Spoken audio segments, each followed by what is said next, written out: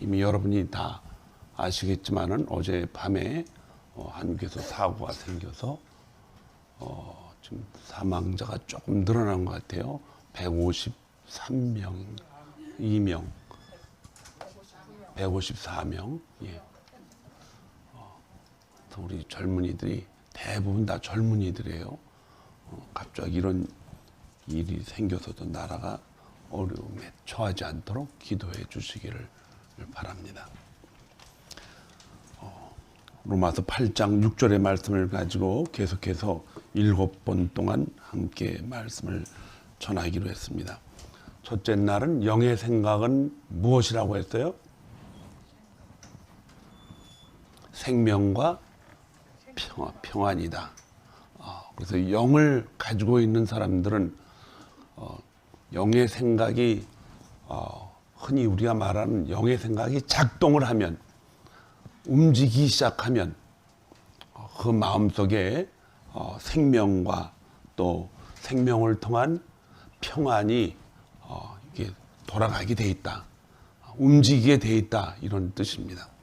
그러나 영의 생각이 죽어 있으면은 어떻게 됩니까? 영의 생각은 죽음이라고 그랬고 어려움과 두려움이 겹치게 됩니다.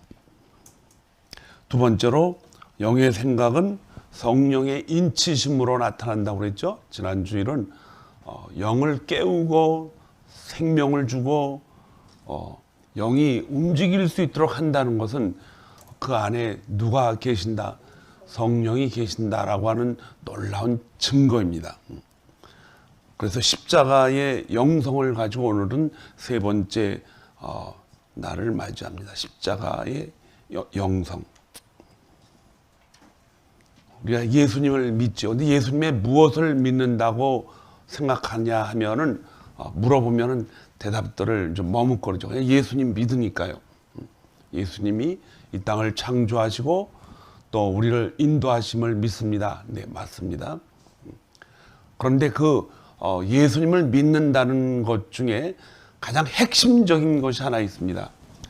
그게 뭐냐면 우리 여러분과 저를 위해서 십자가 위에서 뭐 하셨어요? 그분이 죽으시고 부활하셨어요. 이거를 성경에서는 대속죄라고 얘기합니다. 대속죄. 우리의 죄를 위해서 그분이 대신 지시고 다시 살아나셨다. 그래서 우리는 십자가의 그 영성이라고 말을 합니다. 그것을 여러분과 제가 하나님을 자기 의지로 믿어도 되고 안 믿어도 되고 또 믿으면 좋은 일이 있고 이런 식의 판단은 결코 있을 수가 없습니다. 그 십자가의 영성은 여러분과 제가 가지고 있는 죄를 대신해서 그분이 그 십자가를 쥐고 죽으신 거예요. 그리고 부활하셨습니다. 또 여러분과 저의 원죄를 그분이 씻어 주셨습니다. 그것을 씻어 주셨기 때문에 우리가 십자가에서 그 영성을 통하여 십자가의 죄의 사함을 통하여 여러분과 제가 무슨 생각을 할 수 있어요? 영의 생각을 할 수 있다는 것입니다. 영이 작동을 한다는 것입니다. 영의 생각이 영이 살아서 활동을 하기 시작한다는 것입니다. 영의 생각은 모호하지 않습니다. 이게 영의 생각인가?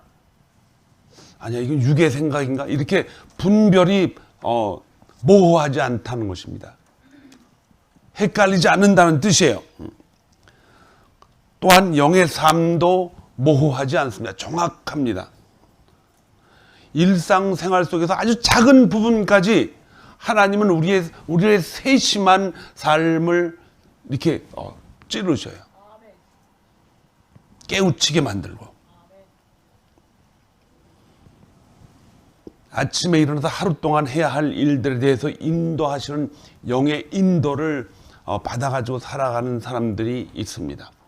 우리 교회도 많이 있죠. 그렇다면 모든 사람들이 다 그렇지는 않다는 것입니다. 영에 속한 사람은 성령의 인도함에 아주 민감해지고 부지런해지고 아주 적극적으로 된다는 것입니다. 아이가 태어나서요, 이 엄마의 젖을 먹고 자라는 아이들은 배가 고프면 다 먹지만 성장하면서 조금 표시가 다르게 나타나요. 어떤 아이들은 음식을 주면 열심히 먹는 아이들이 있고, 그렇지 않으면 그냥 어떻게든지 부모가 떠서 먹여야 겨우 한 숟갈 먹는 아이가 있고, 키는 자라게 돼 있어요. 조금 먹어도 자라고 많이 먹어도 자랍니다. 그러나 건강하게 아주 잘 자라려면 어떻게 돼요? 음식을 잘 먹어야 됩니다. 부모가 차려준 음식을 보고 먹여주는 아이와 자기가 음식을 찾아서 먹는 아이의 성장과 건강은 전혀 다르다는 것입니다. 그렇게 음식을 먹고 자랄 수 있다는 것은 음식 때문에 자라는 것도 있지만, 더 중요한 것은 사람이 태어나면 어떻게 돼요? 육신적으로 자라게 돼 있다는 것입니다. 하나님이 인간과 모든 동물은 커가면서 시간이 지나면서 어떻게 된다? 자라게 이미 이렇게 만들어 놓으셨다는 것입니다. 영도 똑같아요. 하나님이 우리의 영을 십자가의 믿음을 통해서 우리가 영의 생각이 작동이 되면은 그 영도 어떻게 돼요? 자라게 돼 있다는 것입니다. 그런데 그냥 자라는 것이 아니고 영도 무언가를 먹어야 돼요. 그것이 뭐예요? 하나님의 말씀이라는 것입니다. 하나님의 말씀을 계속 입을 떠줘가지고 공산주의식으로 그냥 이렇게 해서는 영이 안 자라요. 어떻게 합니까? 우리 안에 영적인 뭐가 있어야 돼요? 배고픔이 있어야 돼요. 심령에 뭐가 있어야 됩니까? 가난함이 나타나야 된다는 것입니다. 그래서 그거 심령의 가난함을 그걸 깨닫고 자기 안에서 그걸 자꾸 개발을 해서 스스로 그거를 채우려고 하는 영들은 어떻게 됩니까? 잘 자라게 돼 있다는 것입니다. 그래서 영에 속한 사람은 성령의 인도함에 아주 민감해집니다. 그리고 매우 적극적이다, 이런 뜻입니다. 신앙생활을 적당히 하는 것과 적극적으로 하는 것과는 삶의 바깥에서 나타나는 것이 전혀 다르다는 것입니다. 사도 바울도 마찬가지예요. 그는 철저하게 율법을 지키는 바리새인이었어요. 그는 자신이 하나님의 자녀이기 때문에 천국에 간다라고 그런 포부심을 가졌고, 철저하게 하나님의 율법을, 토라를 지킴으로써 살아가는 그런 운명에 있다고 믿고, 그는 이 토라를, 십계명을 창세기부터 민수기까지 철저하게 공부를 하면서 그거 가지고 살아왔어요. 자기 의지로 그렇게 했다는 것입니다. 그런데 그게 지켜집니까? 지켜지지 않습니다. 바울은 그의 삶 속에서 내 안에 두 가지가 있다 그랬어요. 내가 선한 하나님의 말씀을 가지고 따라가려고 애를 쓰는 것도 있지만은 자기 안에 그걸 방해하고 악한 생각을 하는 것들이 계속해서 나타난다 그래요. 악한 생각을. 내가 원하는 바 선은 행하지 않고 원하지 않는 악을 행하는도다. 그의 삶을 움직이는 그 시스템이 있다는 거예요. 육신의 정욕과 안목의 정욕, 이생의 자랑을 움직이는 시스템이 있다는 거예요. 여러분에게 있습니까? 없습니까? 이게? 있어요? 없어요? 대답이 시원찮아. 없는 것 같아요. 이 죄의 시스템이 누구나 다 있습니다. 사도행전을 본 바울은 다메섹 도상으로 가다가 누구를 만납니까? 예수 그리스도를 만납니다. 그리고 그의 영을 하나님이 터치하시고 그 시스템이 이제 움직이기 시작합니다. 모든 생각과 행동을 지배하는 십자가의 사건은 성령의 움직임, 성령의 일하심부터 이제 시작이 됩니다. 여러분이 잘 알고 있는 고린도 교회는 이제 바닷가에 있는 지역이기 때문에 다양한 사람들이 몰려듭니다. 부유한 사람들도 많고 가난한 사람들도 많고 배운 사람도 있고 배우지 못한 사람도 있고 또 권력이 있는 사람, 권력이 없는 사람, 여행객들 엄청 많습니다. 그런데 그 교회에서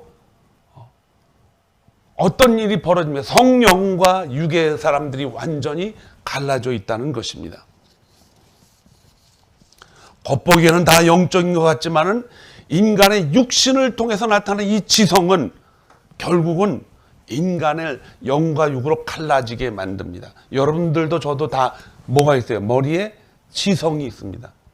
지성, 판단하고 느끼고 그것으로 살아가고 있다는 것입니다. 그러나 하나님은 이 지성도 우리에게 필요해요. 영과 육이 합해서. 지성이 어디서 나오는가 할 때 사람들이 많이 질문을 하죠. 우리의 머릿속에서 나타나는 지성은 그럼 어디서 나오는 것인가? 그거는 육적인 시스템 안에 이미 지성도 들어있기 때문에 그 육적인 시스템이 돌아가기 때문에 그렇게 되는 거예요. 아무리 좋은 것을 배우고 많은 지혜가 있다 할지라도 영적인 것과 영의 생각과는 절대로 관계가 없다는 것입니다. 하나님은 창세기 2장 7절에 어떻게 말씀하셨어요? 하나님이 사람을 지으시되 흙으로 먼저 사람을 지으시고 동물하고 똑같이 지었습니다. 거기에도 지성이 있다는 것입니다.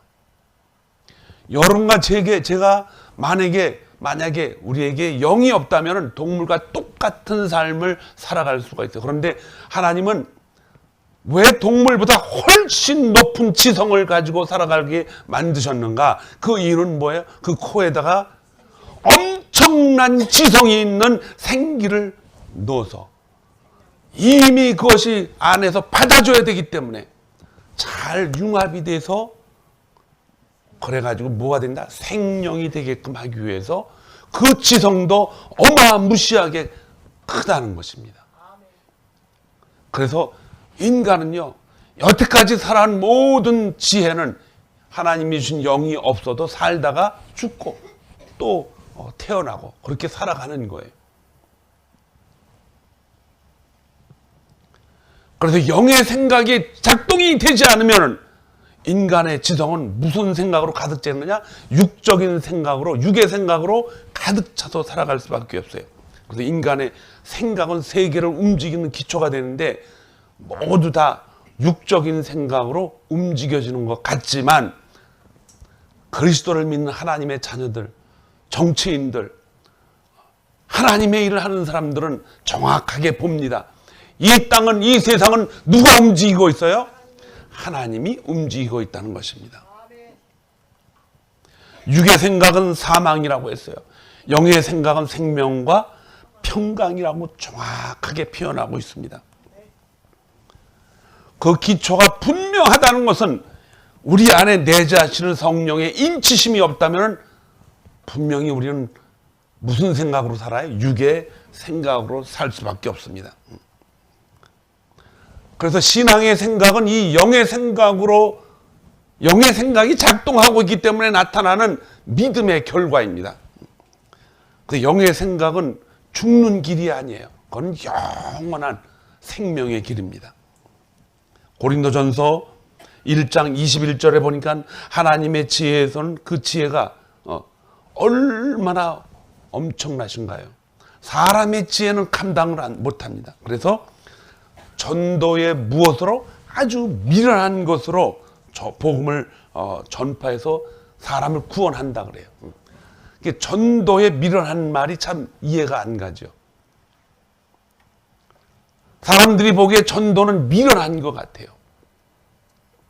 여러분과 제가 이렇게 신앙이 이렇게 어느 정도 이제 성장이 되기 전에 차 안에서 길거리에서 또 복음을 전하려고 애쓰는 사람들 봤어요, 못 봤어요? 그래서 사람이 미련해 보일 수가 있어요.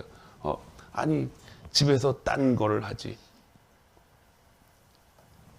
그리고 또 차 안에서 전도하는 사람 보면 저렇게 전도하는 것보다는 집에서 친구를 사귀어서 그렇게 하는 것이 낫지 않을까, 이런 생각도 하게 됩니다. 참 미련하다 이렇게 생각이 들어요. 지금도 우리가 신앙 생활을 하면서 그런 사람을 보면은 저건 옛날 방법이 아닌가, 미련한 방법이다라고 생각을 해요. 그러나 절대로 그렇지 않습니다. 하나님이 인간들에게 미련하다고 여기는 믿음을 사용하신 그 믿음이 미련하다, 이 사람들 보기에 사람들이 그걸 보고 미련하다라고 생각하는 이유가 있어요.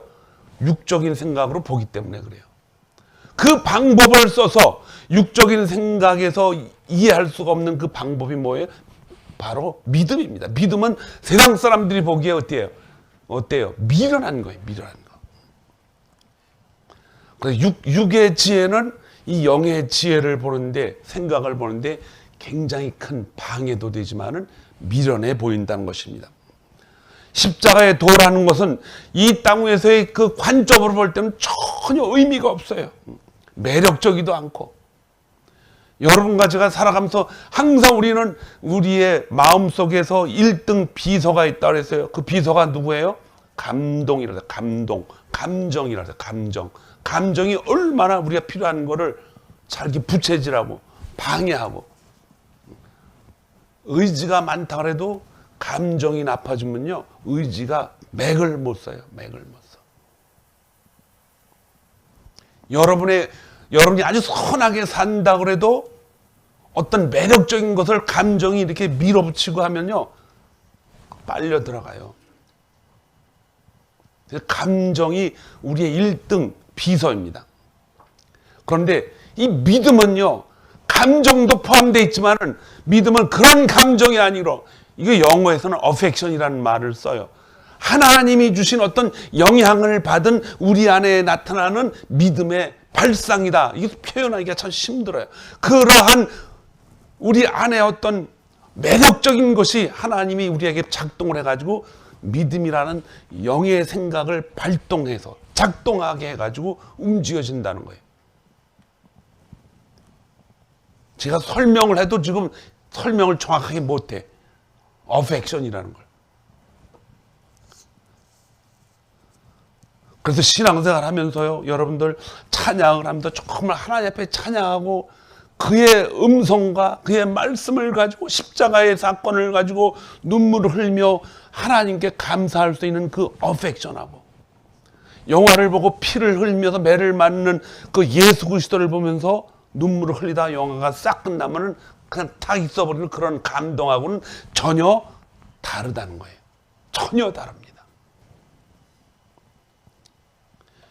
십자가는 결코 멸망하는 자들에게는 매력이 하나도 없습니다. 관심을 끌만한 어떤 매력적인 것이 하나도 없다는 것입니다.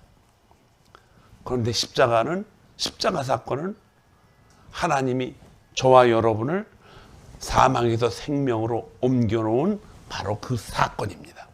성경은 이것을 비밀이라고 말씀하십니다.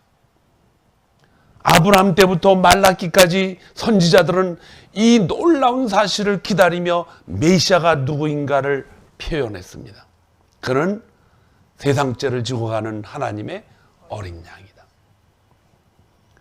이사야 선지자도 그랬고 예레미야 선지자도 그렇고 언젠가는 메시아가 올 것이라고 그들은 소리쳤지만은 그들이 살아가는 그 시대에 오시지 않고 만나보지 못하고 살다가 죽었어요. 그러나 그들은 먼 발치에서 그것을 기대하며 살았습니다. 요한복음 3장과 4장은 아주 대조적으로 잘 구성이 되어 있어요. 3장에는 유태인의 선생이며 바리새인이며 최고의 선생으로 당대에 알려져 있는 니고데모가 밤에 누구를 찾아갑니까? 예수 그리스도를 의도적으로 찾아갑니다. 자기가 찾아가지만은 그는 예수 그리스도의 정체를 모르고 떠납니다. 그러나 4장에서는 천민 중에 아주 멸시를 받는 사마리아 한 여인이 사람들의 저녁 때 시간을 피하고 아주 땡땡 더울 때예요. 사람들이 나오질 않잖아요. 그때 물을 길러 나오다가 그 시대에 성경은 그때를 정오로 표현하고 있는데 그 시간이 바로 하나님이 물과 생수를 구별해서 인간이 먹는 물과 하나님이 주시는 생수를 구별해서 그때가 바로 지금이다. 영과 진리로 예배드릴 때가 온다라는 것을 가르쳐 주기 위해서 예수님이 그 여자를 만납니다. 어디서 만나요? 우물가에서 만납니다. 두 사람을 비교해보면 전혀 다릅니다. 한 사람은 권력도 있고 또 지혜도 있고 재물도 많고 또 존경을 받는 그런 사람이었습니다. 한 사람은 한 여인으로서 사람들에게 손가락질을 받으면서 살아가면서 얼굴을 들지 못하고 살아가는 그 여인이었지만은 지성이, 인간의 지혜가 하나님 나라를 볼 수 있는 것이 결코 아니라는 것입니다. 니고데모는 사람이 거듭나야 하나님 나라를 볼 수 있다라고 하는 예수 그리스도의 지적을 어떻게 사람이 다시 뱃속에 들어갔다 다시 나냐고 의문을 품고 되물었을 때 예수님이 그를 야단을 쳤죠. 너는 이스라엘의 선생으로서 그것도 모르고 있냐. 성령으로 난 사람은 다 이렇다는 것입니다. 그러나 우물가에서 예수 그리스도를 만난 사마리아 여인은 예수 그리스도를 향해서 당신이 우리가 기다리던 메시아가 아닙니까? 그리고 그는 마을로 뛰어들어가서 우리가 기다리던 누구를 만났다? 메시아를 만났다고 전합니다. 아무리 신령하다고 해도 십자가를 이해하지 못하면 믿음을 가지고 있다고 이야기할 수가 없습니다. 우리가 결국 서야 할 심판대 앞에 우리는 서게 될 것입니다. 천국과 지옥입니다. 기도하신 권사님 말씀대로 우리 어젯밤에 어려운 일이 한국에서 생겼죠. 제가 그 사진을 그 뉴스를 어떻게 저런 사람이 압살을 당해서 죽는다? 이해가 안 가잖아요. 압살을 당하려면 뭐가 무너져가지고 그 밑에 깔려서 한참 동안 있어야 죽는 거예요. 근데 걸어가다가 압살을 당했다? 위에서 지붕에서 뭐가 떨어졌나? 사람이 사람을 압살시킨다? 그 빠져나오면 되지. 압살은요 한두 번 생긴 것이 아니에요. 옛날에 초등학교 아이들이 복도에서 2층에서 내려오다가 거기서도 압살을 당했어요. 앞에 아이가 넘어지니까 뒤에 아이들이 같이 넘어져서 결국은 넘어지면 일어나는 것이 속도가 느립니다. 그러면 맨 밑에 깔려있는 아이는 숨을 못 쉬어서 죽는다는 거예요. 똑같습니다, 이것도. 그 좁은 길에 사람이 내려오는데 조금 비탈해졌어요. 그러니까는 잘 걸어 나오면 되잖아요. 그런데 잘 걸어 나올 수가 없어요. 앞에 사람 머리에다가 나도 머리를 대고 웅덩이를 대고 이렇게 해서 가만히 꽉 차가지고 그러는 거예요. 그래서 앞에 있는 사람이 비탈해져서 넘어지니까 뒤에 있는 사람도 지대요. 같이 넘어지는데 안 넘어지면 되지 않느냐? 천만의 말씀. 뒤에서 어떻게 돼요? 계속 밀어붙이니까. 그 앞에서는 넘어지고 뒤에서는 계속 나가야 되고 왜 빨리 그 골목을 빠져나가려고 그래요? 왜 빨리 나갑니까? 저 반대편에 뭐가 있대요? 아주 매력적인 행사가 있기 때문에 그렇습니다. 그렇기 때문에 나가려고 그러니까 계속 사람이 쌓이고 그 쌓이는 10분, 20분에 사람이 숨을 못 쉬면 어떻게 됩니까? 압사라고 합니다. 질식사해서 죽는 거예요. 그래서 앞에 있는 사람이 죽어가고 뒤에 있는 사람이 또 사람이 죽습니다 소리쳐서 뒤에까지 해서 뒤에서부터 이제 하나씩 걷어내가지고 앞에 사람들 보니까 100여 명이 이상이 죽은 시체로 발견이 되는 것입니다. 전부 10대, 20대예요. 전부 젊은 사람들이에요. 외국인도 있다가 죽었다 그럽니다. 왜 이런 일이 생깁니까?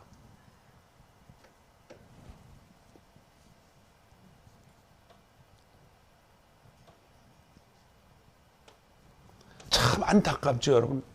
한국에 지금 아이들이 태어나는 숫자가 너무 적어요, 지금. 근데 있는 아이들이라도 잘 키워야 되는데 그만큼 우리는 그런 문화 속에서 우리도 모르게 자연적으로 커가고 있고 아이들을 교육시키고 있다는 거 얼마나 이게 위험합니까? 결국 우리가 서야 할 심판 때 지옥과 천국이 있음을 알고 있다면 우리는 분명히 가야 할 길과 가지 말아야 될 길을 구별할 수 있는 아주 모호한 길이 아니고 정확한 길이 있다는 것을 우리 자녀들에게 가르쳐야 됩니다. 로마서 8장 12절에 보니까 그 말씀이 있어요. 하나님을 사랑하는 자, 우리 하나님을 사랑합니다. 그런데 그 다음에 뭐라고 이어지냐면 곧 그 뜻대로 부르심을 입은 자들. 그 뜻대로, 그분의 뜻대로 부르시는 사람들이 있어요. 여러분과 저의 계획이 아니고 창조를 하신, 여러분과 저를 만드시 창조하신 그분이 계획을 해서 그분이 목표를 세워가지고 우리를 이렇게 부르신다는 거예요. 불러서 거기다가 옷을 입혀주는 거예요. 그 뜻대로 부르심을 입은 자들. 입은 자들이라 해요. 부르심을 입은 자들. 그 뜻대로 부르심을 입은 자들은 모든 것이 뭐해서 협력해서 선을 이룬다. 그 입은 자들은 우리 안에 악한 시스템도 있다고 그랬어요. 그러나 그 악한 시스템도 때로는 우리가 완전하지 못하기 때문에 실수를 해서 살아갈 때가 많습니다. 언젠간 깨달을 때가 있기 때문에. 그래서 그러한 모든 것들도 하나님이 기다리고 기다리시면서 그걸 다 어떻게 사용하셔요? 선한 것으로 바꿔버린다는 것입니다.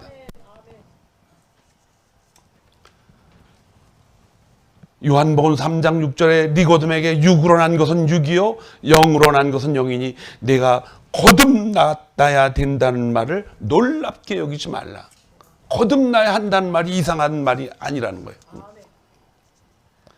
요한복음 4장 29절에는 내가 행한 모든 일을 내가 말한 사람, 내게 말한 사람이 여기 와 있다라고 하는 사마리아의 여인처럼 그의 영적 시스템이 돌아가니까는 예수 그리스도를 보게 되는 것입니다. 영의 생각은요, 우리의 육의 생각에 보지 못하는 하나님 나라를 보지 못하는 무지한 것이 있어요. 무지한 것. 여러분, 저와 여러분이 살던 시대에는 굉장히 가난한 시대에서 살았어요. 그래서 특별히 부모님들이 얼마나 자녀들을, 자신은 굶어도 자녀들은 키우려고 무진장 애를 썼습니까?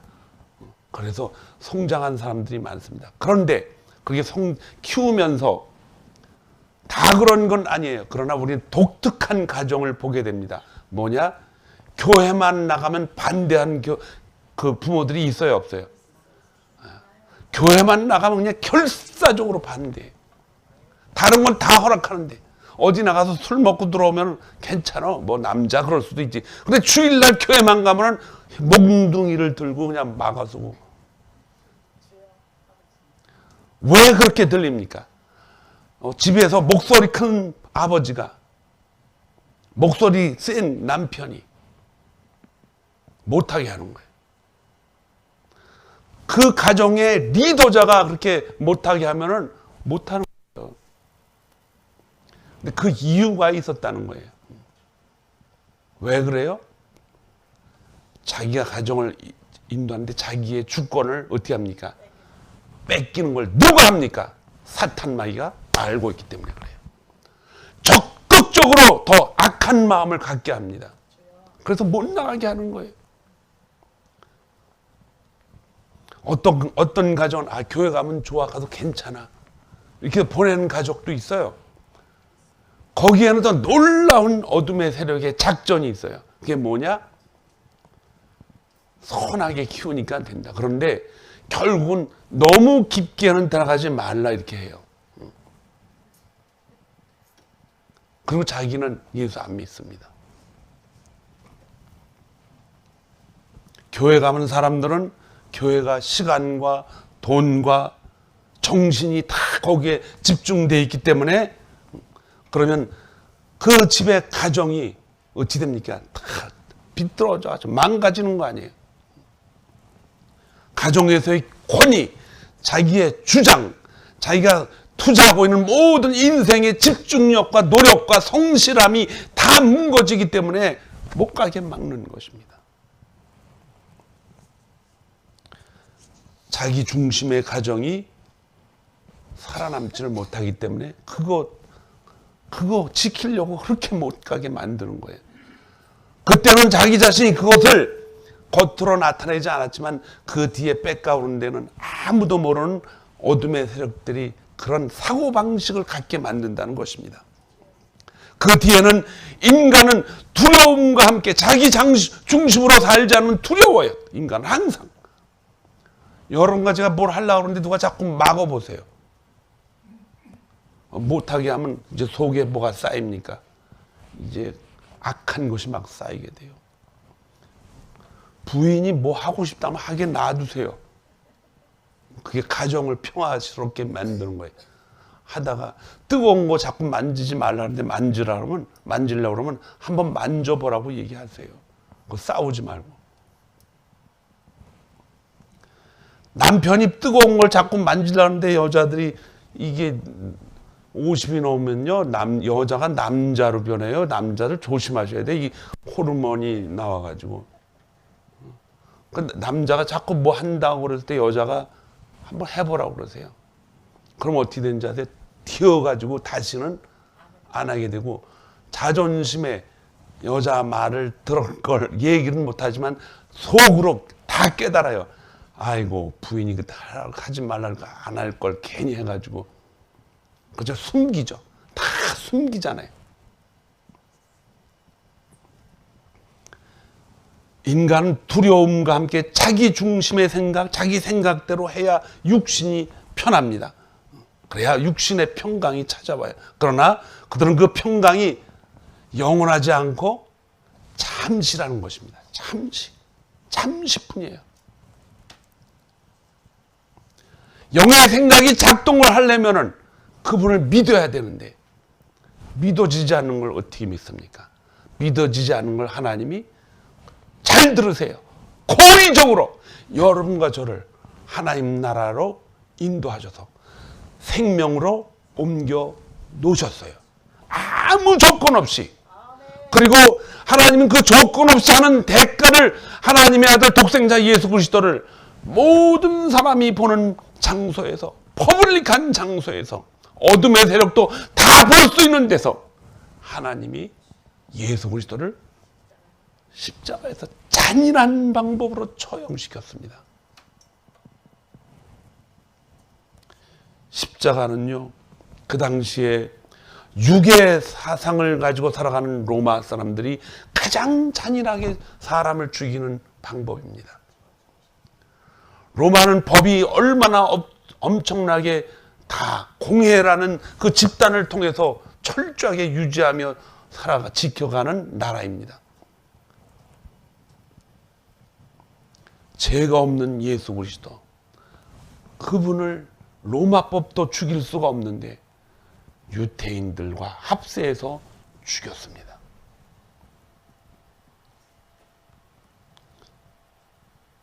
어쩌면 유대인이 없었으면 예수님 죽지 않을 수도 있어요. 그렇죠? 그러나 하나님은 이제 자기 죄를 다 양한테 뒤집어 씌워가지고 그 양을 자기 손으로 죽였던 이 놀라운 구의식을 갖다 그 자리까지 지키게 하신 거예요. 유대인이 그렇게 한 겁니다. 그리고 그 대가로 이제 그 툴을, 그 도구로 로마 사람의 법을 이용한 것뿐입니다. 그래서 사도 바울은 내가 유대인과 헬라인에게 모두 나는 빚진 자라고 그렇게 얘기하는 이유가 바로 그것 때문에 그래요. 성경 속에서 나타나는 모든 진리들이 많습니다. 그러나 진리의 핵심은 바로 무엇이에요? 바로 십자가 사건에서 하나님이 만들어 가신 죄의 속죄, 대속죄라는 것입니다. 이 대속죄를 통하여 성령이 이제 활동하기 시작한 것입니다.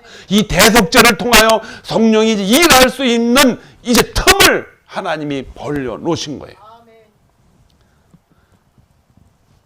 그래서 주님은 나는 길이요 진리요 생명이니 나로 말미암지 않고는 아버지께로 올 자가 하나도 없다고 말씀하셨어요. 그걸 깨달으라고 우리에게 뭘 주셨어요? 믿음을 주신 것입니다. 믿음은 영의 생각이 시작되는 바로 그 순간이며, 그 순간부터 믿음도 시작되고 그 순간부터 영의 생각도 시작이 되는 것입니다. 이것이 바로 복음이에요. 복음. 믿음은 무엇을 믿고 살아가는가에 대한 예리한 질문을 여러분과 제가 대답할 수 있어야 돼요. 우리에게 부활의 증거를 보여주기 위해서 주님은 자주 말씀드리잖아요. 예수님이 도마 앞에 와서 제자들 앞에 와서 내 살과 뼈를 만져보라. 영은 살과 뼈가 없지만 나는 있느니라. 그분 예수 그리스도가 여러분과 저의 원죄를 대속하시고 다시 그 값을 치르시고 부활하신 그 모습은 이제 하나님이 우리에게 인간이 살아가는 말세가 시작이 됐다는 것입니다. 여러분과 제가 살아가는 세상의 끝은 멀리서 언제가 온 것이 아니에요. 이미 시작됐고 그때가 하나님이 예수님이 언제 오실는지 아무도 모르기 때문에 우리는 준비하고 있어야 된다는 것입니다. 이미 세상의 끝이 시작되었다라고 하는 말은 그 기간이 1년이 될지 10년이 될지 예수 그리스도를 믿었던 그 시대의 사람들은 내년에 오지 않을까 금방 오실 예수님을 생각을 했지만은 그 시간은 앞으로 1000년, 2000년이 될지 아무도 모릅니다. 내일 오실지도 몰라요. 그러나 이미 시간의 종점에 그 칸에 들어있다는 거예요. 여러분과 제가 예수 그리스도를 믿는 것은 그분이 우리를 믿어라 믿어라 하고서 하는 것이 아니고 우리를 사망에서 생명으로 옮겨주셨기 때문에 그 결과를 통해서 우리는 천국에 입성할 수가 있다는 것입니다. 시작이 되면 우리는 자꾸 잃어버리는 삶을 살아가죠. 30세, 20세까지는 근육도 얻고 그러지만 사실은 나이가 들면 들수록 자꾸 모든 것을 잃어버려져 가요. 사람들은 영의 생각이 이 생명과 평안이라는 기초적인 뿌리의 정체를 알아야 돼요. 영의 생각이 생명과 평안이다. 그 기초가 어디서 나오는가? 바로 십자가 사건에서 온다는 것입니다. 십자가를 통해서 나타나며 이전에 보지 못했던 것을 십자가를 통해서 세상을 다르게 보게 만든다는 것입니다. 영의 생각은 작동을 하게 하시는 성령님이 우리 안에 계실 때 시작이 되는 거예요. 고린도전서 1장 18절에 보면은 십자가의 도가 멸망하는 자들에게는 뭐하게 보인다? 미련하게 보인다 그랬어요. 왜? 육의 생각으로 보니까는 십자가의 도, 십자가에 일어난 모든 사건이 젊은 청년이 왜 저기서 죽어? 한참 살아가야 될 청년이.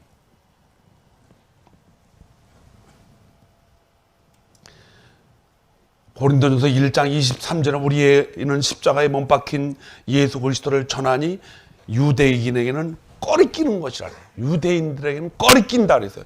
유대인들은 아직도 예수 그리스도를 믿지 않습니다. 메시아닉이라 해서 특별히 유태교이면서 메시아를 그리스도를 믿는 집단들이 따로 있어요. 그런데 원래 유태인들은 예수님을 믿지를 않습니다. 사도 바울은 유태인에게는 뭐라 그랬어요? 꺼리끼는 거라 그랬어요. 좀 불편한 거예요. 갓 유태인으로 태어났기 때문에. 이방인들은 지혜를 가지고 육적인 지혜를 가지고 사니까 뭐라고 생각을 해요? 미련한 사람들이다. 예수 그리스도의 십자가를 믿는 것은 미련하다. 십자가에 대한 반응을 우리는 보면서 그 사람의 영의 상태를 알 수가 있는 거예요. 십자가의 생각을 물어보면서 그 사람의 영의 생각이 작동을 하나 구원받은 사람인가라는 것을 알 수가 있다는 것입니다. 십자가를 거부하고 대적하고 환영하지 않고 요한복음 16장 8절에 보면요. 예수님이 죽기 전에 돌아가시기 전에 십자가에 매달리시기 전에 실상을 말한다고 세 가지를 말을 했죠. 그 중에 첫 번째가 죄에 대하여라고 했어요. 제일 먼저 성령이 오셔서 하실 일이 있는데 그것이 뭐냐? 죄에 대해서 책망하신다. 뭐가 죄입니까? 예수 그리스도를 믿지 않는 게 죄라고 해요. 예수 그리스도를. 내 의지로 예수 그리스도를 믿을 수가 없어요. 왜? 십자가의 도가 저 청년은 십자가에서 미련하게 죽었다라고 했는데 누가 그걸 믿습니까? 태어나서 먹고 살다 죽으면 그만이지. 여러분과 제가 살던 대한민국의 지구 반대편에 이스라엘이 있어요. 2000년 전에 33살의 젊은 청년이 예수? 이름도 이상하지. 여러분과 제가 듣기에는 예수라는 이름이 한교회 때는 없었어요. 예수? 그 사람이 죽었대. 미련한 삶이라고 이렇게 표현을 할 수밖에 없다는 것입니다. 그러나 주님은 부활하셔서 성령이 부활하시고 올라가시면은 그게 의예요. 의. 이제 다 끝나신 거예요. 그분은 이제 오시지 않습니다. 심판 날에 다시 오실 날이 있겠지만 그 전에는 오시지 않아요. 그런데 항상 성령이 오시면 성령과 삼위일체 되신 예수님은 같이 계시죠. 근데 그분이 죄에 대해서 제일 먼저 말씀하신 것이 뭐냐? 예수 그리스도를 믿지 않는 것. 너희가 나를 믿지 않는 것이 죄다 이거예요. 왜 믿지 않는가? 예수 그리스도가 십자가에서 돌아가시지 않고 그냥 살다 가셨으면 어떠셨을까요? 십자가에 안 돌아가시고 계속 여기 돌아다니시면서 오늘날까지 계시면서 오늘날까지 2000년을 사셨다 그러면요, 잘 생각을 해보세요. 어제는 무슨 뭐 아이돌 그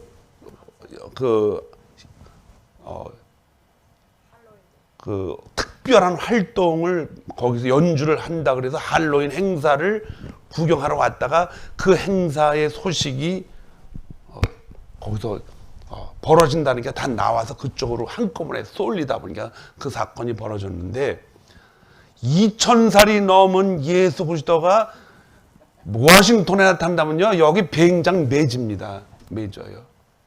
그거 구경하려고. 아, 사람이 저렇게 오래 살 수가 있네. 죄에 대하여 하면 예수 그리스도를 믿지 않는 게 죄인데, 그 믿지 않는 거를 하나님이 강제로 믿게 만드시기 위해서 십자가에서 돌아가시고 부활하신 것인 줄 믿습니다. 인간은 왜 자꾸 가리키고 말하고 전하여도 후회하고 한탄할 수밖에 없는 그런 일을 계속합니까?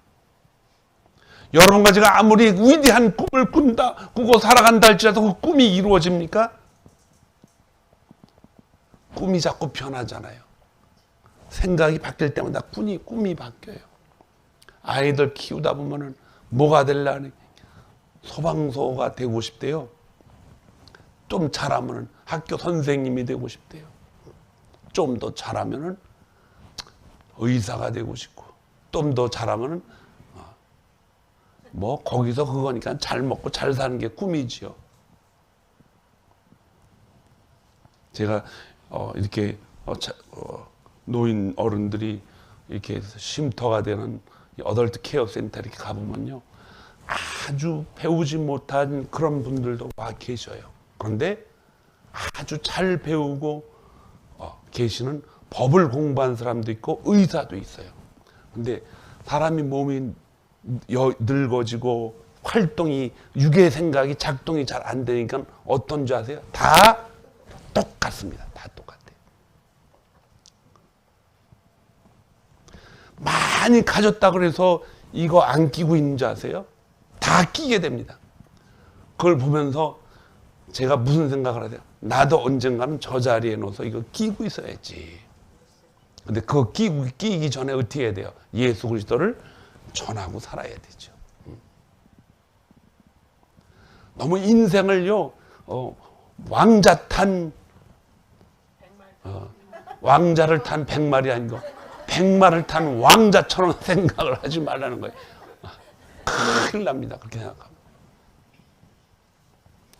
죄에 대해서 책망하신다면 예수님은 다시 오셔서 그걸 책망하시겠다는 거예요.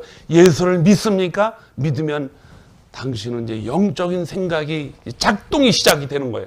그러면 세상이 다시 보인다는 것입니다. 그러면 세상을 다시 살아갈 수 있는 힘이 생기고 그런 패러다임이 그에게 작동이 돼서 가는 길을 바꾼다는 거예요. 그것을 육신의 생각으로 볼 때 얼마나 그것이 무지해 봅니까? 얼마나 어리석고 무가치해 봅니까? 기도하는 일이 쓸데없는 일로 보여요. 나는 가서 열심히 일하는데 저 구석에서 골방에서 그 안에서 어둠과 싸우며 기도하는 아내들을 보면은 어리석을 수밖에 없죠.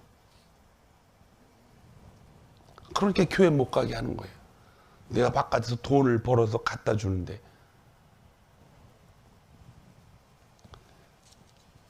십자가 사건은 우리의 영이 깨닫지 못하면 영의 생각이 작동을 아직도 못한다라고 생각을 해도 돼요. 십자가 사건은 그렇게 중요하다는 거예요. 육의 생각으로 살아가는 그런 생각을 가지고 살아갈 수밖에 그렇게 만들어 갑니다. 언제? 십자가 사건을 깨닫지 못할 때. 그래서 우리의 십자가 사건을 이해해야 합니다. 음식을 잘 먹는 아이로 자라나서 왕성한 힘을 가진 청년으로 되어 가듯이 그 안에 성장할 수 있는 모든 그 시스템이 다 있다 할지라도 음식을 먹지 않으면 나중에 청년이 돼서도 어떻게 돼요? 허약한 청년이 되고 맙니다. 그러면은 육체를 가지고도 어떤 때는 일을 필요로 할 때 일을 못하게 돼요. 구원을 받았다 할지라도 그 영적인 시스템이 자꾸 육적인 시스템에 의해서 눌려지고 그러면은 그 영적인 시스템이 활동을 못해서 어떻게 돼? 자꾸 그리스도인으로서 살아가는데 엉망진창이 되고 육적인 삶으로 자꾸 살아갈 수밖에 없다는 것입니다. 버릴 거는 과감하게 버려야 됩니다. 그 과감하게 버릴 수 있는 것은 뭐예요? 십자가 사건의 하나님의 은총을 우리가 이해해야 돼요. 그것은 적당히 살아가면서 잘 먹고 잘 사는 그런 모습을 만들려고 그렇게 하신 것이 결코 아니라 어마어마한 사실이 뒤에 숨겨 있는데 그게 뭐예요? 천국과 지옥이에요. 천국과 지옥. 십자가 사건을 이해할 수 있는 것은 오직 성령의 능력으로만 가능합니다. 그분이 하시는 거예요. 그분이 하셔요. 그래서 하나님의 말씀을 자꾸 받아서 먹게 만들어서 우리의 영이 자라게 만듭니다. 십자가 사건의 영의 생각이 열어지면요, 신앙은 날개를 달게 됩니다. 날개를 달게 돼요. 하나님의 언약이 들어오게 되고 그 언약이 얼마나 내 일생 속에서 중요한 것인가를 깨닫게 돼요. 마태복음 6장에 보면은 쭉 5장부터 뭐가 나와요? 산상, 수훈이 나오는데 8가지 복이 나오죠. 심령이 가난한 자는 복이 있나니 천국이 저들의 것이요. 8가지 복이 쭉 나옵니다. 그리고 6장 31절부터 가면은 그러므로 염려하여 이르기를 무엇을 먹을까, 무엇을 마실까, 무엇을 입을까 하지 말라. 먹고 마시고 입는 것은요, 뭘 위한 거예요? 우리의 육신을 위해서 이렇게 염려하지 말라는 거예요. 이건 다 누가 구하는 거다? 예수를 믿지 않는 유괴 사람들이. 그래서 그 유괴 사람들을 성경에서는 이방인이라고 얘기하는 거예요. 예수를 믿지 않는, 그래서 우리에게도 그런 이방인이 되지 않기 위해서 하나님은 우리를 사망에서 생명으로 옮겨주신 다음에 하나님의 자녀로, 이걸 갖다 성경에서는 양자로 삼았다고 이렇게 해요. 양자로 삼았다. 33절에는 뭐라 그럽니까? 그런즉 너희는 먼저 그의 나라와 그의 의를 구하라. 그리하면 이 모든 것을 너에게 더하시리라. 하나님 나라의 의와 그분 나라와 그의 의를 구하라. 그의 의가 무엇입니까? 십자가 사건이죠. 그래서 이 십자가 사건을 통해서 우리의 영의 생각이 작동을 시작하게 되면 어떻게 됩니까? 삶이 바뀌게 돼요, 여러분. 여러분과 제가 저기서 어떤 사람이 아주 중요한 가정에서 자라나는 아이인데 죄를 져서 남의 것을 훔쳤기 때문에 저 중동의 법을 어겼기 때문에 거기서 손가락을 잘라버린다 그러면 여러분 부모 같으면 어떻게 해야 돼요? 당장 가서 걔 손가락 말고 내 손가락 잘라주세요. 부모가 되면 당연히 그렇게 하겠죠. 내 손가락 잘라달라고. 왜 자기 손가락을 잘라달라고 그러는지 아세요? 아이가 불쌍해서 그래요? 겉으로 보면 그런 것 같아요. 그런데 자기 손가락을 잘라야 누가 편해요? 자기가 편한 거예요.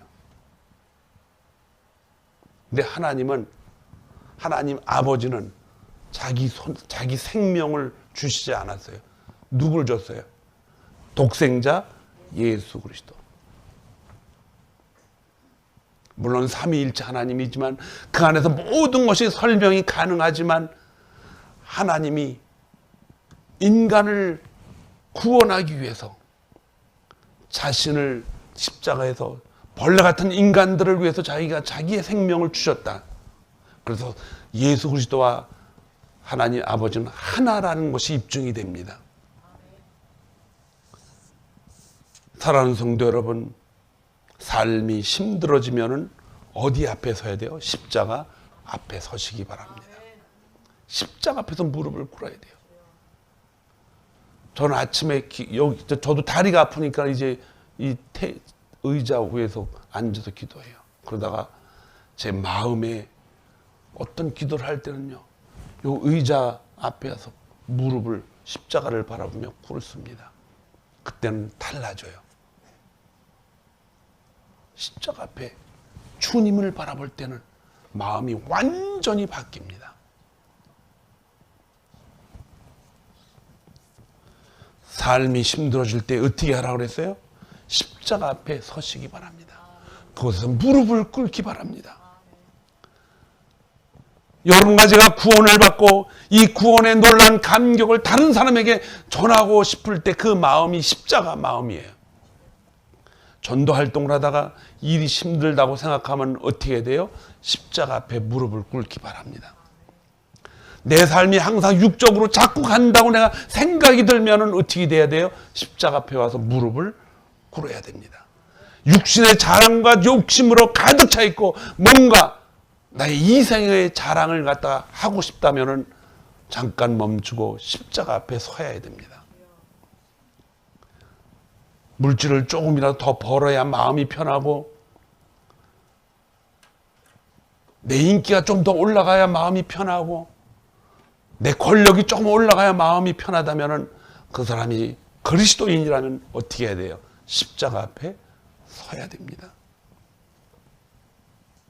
육신의 생각은요, 시간을 많이 들여서 여러분들과 제가 바쳐온 것입니다. 저도 육신적인 삶을 살 때는요, 얼마나 많은 시간들을 육신을 위해서 투자했는지 몰라요. 젊었을 때는 3일, 4일 밤을 새도 그냥 끄떡없습니다.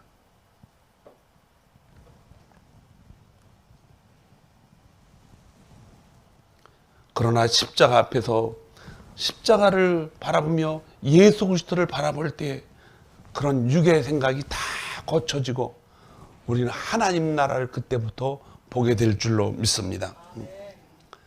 성도들은 그러므로 영의 생각으로 가득 차야 된답니다. 육의 생각을 여러분들이 영의 생각으로 통솔할 수 있는 능력이 있어야 돼요. 음식을 잘 먹는 것도 필요하지만은 어떻게 잘 소화시키느냐도 중요해요. 정말 잘 소화시켜야 돼. 하나님의 말씀을 잘 받아들여서 그걸 내 마음에 차곡차곡 쌓여가지고 그 시스템이 돌아갈 수 있도록 그 창고에다 가득 채워보세요. 그럼 나오는 것이 다 뭐예요? 하나님이 주신 믿음의 영성입니다. 그것이 없으면은 우리는 뭐가 나와요? 육신적인 것이 튀어나올 수밖에 없죠. 그 사람이 무슨 말을 능숙하게 하느냐는 그 사람의 마음속에 그게 시스템이 가득 차 있기 때문에 그걸로 말을 하고 활동을 하고 행동을 하는 거예요.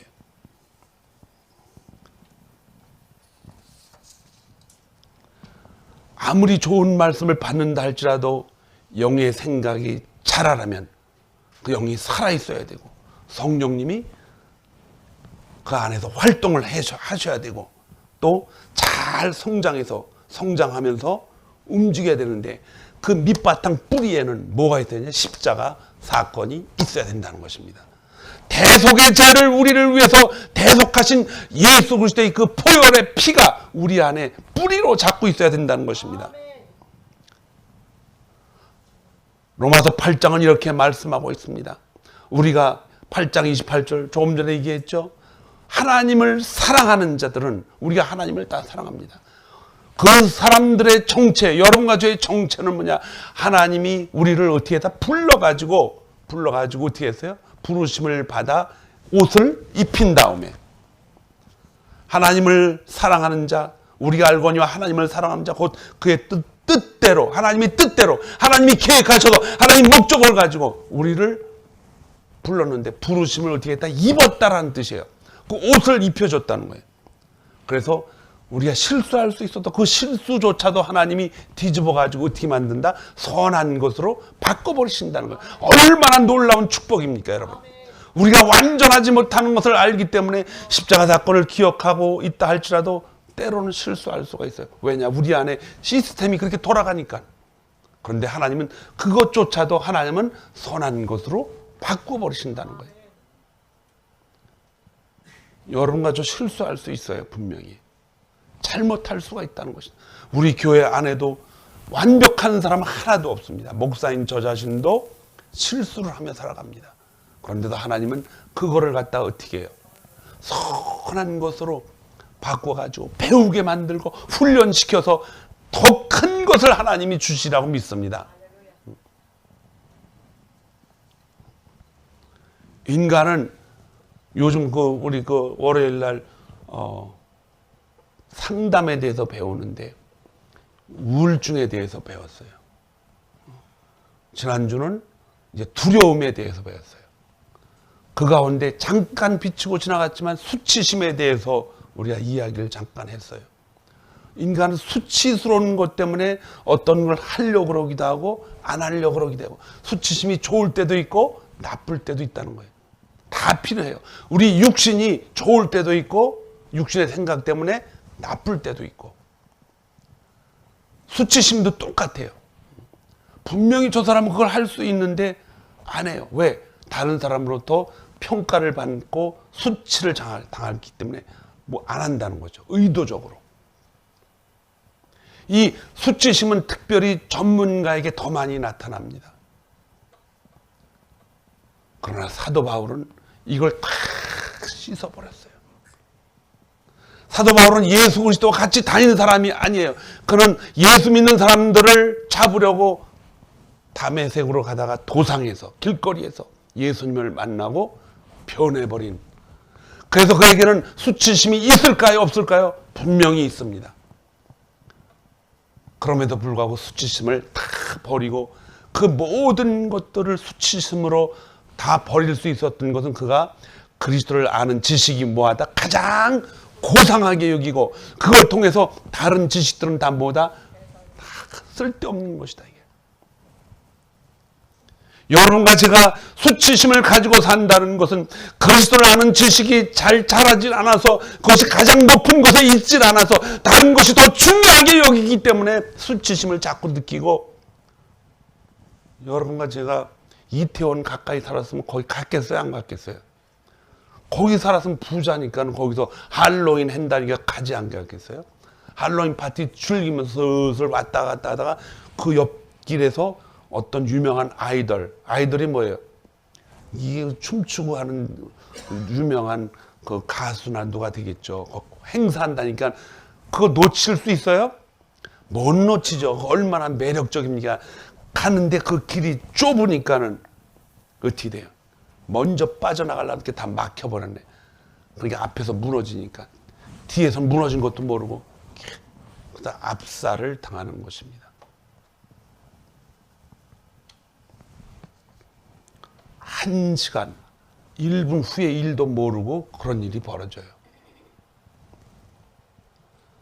우리가 알거니와 하나님을 사랑하는 자, 우리는 하나님을 사랑합니다. 그런데 자세히 보니까는 그분의 뜻대로 그분이 우리를 불렀어요. 그분이 부르면 안 되는데 우리는 죄인인데 성경으로 말하면 우리는 죄인입니다. 이방인이에요. 그런데 우리를 불렀어요. 부른 이유가 십자가에서 그분이 돌아가셨기 때문에 그거를 무기로 삼아가지고 아브라함에게 약속한 그 약속의 말씀을 가지고 이 땅에 오셔서 유태인뿐만 아니고 우리에게도 그 사명을 주셨습니다. 우리가 그 사명을 일찍 깨달았어요. 일찍 깨달은 우리는 어떻게 됩니까? 복음을 전도하지 않으니까 내가 죄가 된다 그렇게 고백했던 바울처럼 우리도 뭐 해야 돼요? 복음을 전해야 돼요. 구원받은 사람의 마지막 사명은 무엇이에요? 전도입니다, 여러분.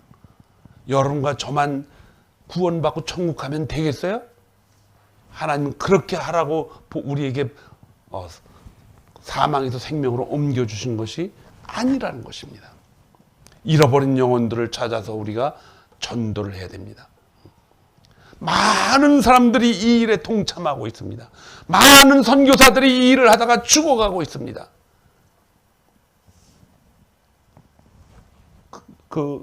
복음을 위해서 돈을 좀 이렇게 전해달라고 하는 단체도 있지만요, 가난한 사람들을 위해서 좀 이렇게 협조를 해달라고 하는 방송이 많이 나오잖아요.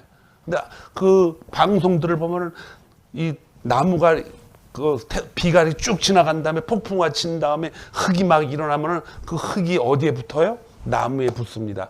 그 나무에 먹을 것이 없으니까 그 나무에 흙을 먹고 사는 사람들이 있어, 아이들이. 그러니까 5살, 6살 되면 아이들이 다 죽습니다.